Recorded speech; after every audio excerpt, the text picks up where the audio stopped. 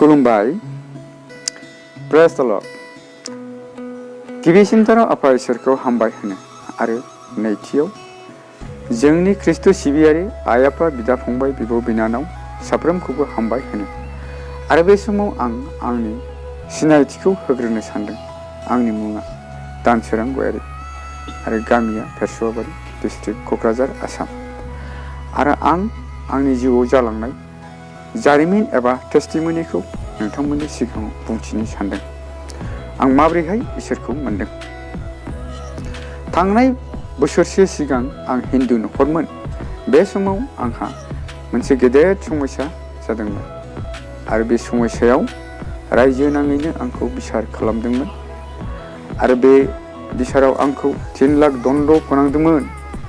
बे दन्द फोनांनायनि उनाव थैनायजों समान खैफोदाव गोलैदोंमोन जायखौ हिन्दुफोरनि मोदायाबो बासायनो हायाखै आरो आं हर सान गाबदोंमोन। उफाय गैयै जादोंमोन आरो गासै लामाया गोथै जादोंमोन।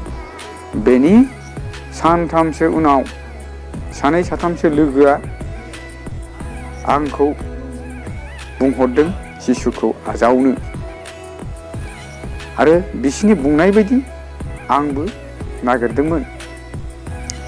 बेनि उनाव आं सासे बिसुबानि एभेन्जेलिस्टखौ आं फनजों कन्टेक्ट खालामना लेंहरदों आरो बियो आंनि न'आव फैनानै जिसुनि सोमोन्दो एबा बासायजानायनि सोमोन्दै बुजायलांदोंमोन आरो बेनि बुंनाय बायदि 2020 3 जानुवारियाव आङो बाप्तिस्मा बिसुबानि चार्चआव बाप्तिस्मा लायो आरो बाप्तिस्मा लाखांनायनि उनावबो आंखौ गोबां नासयदोंमोन, बुदोंमोन, जोदों, आथिं लेंग्रा जालायनाय आघात होदोंमोन आरो होखारबावदोंमोन। कारेन्टखौबो सावनो होआखैमोन। बेनि उनाव आं सानथाम फास्टिं थानाय जादोंमोन। बे फास्टिंजोंनो गासै जेंनाफ्रा बोखारजायो। नाथाय बेफोर गासैबो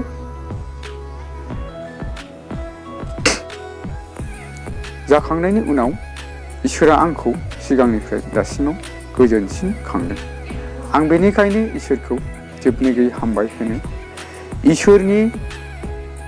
बे इसोरा गेदेर जायखौ थैनायनिफ्रायबो बासायनो हायो। दिनै आंनि न'खरा गोजोन आरो जिउआबो गोजोन, आंबो गोजोन। आंनि बे टेस्टिमनिखौ एसेयावनो दोनथ'नाय जाबाय। आमेन।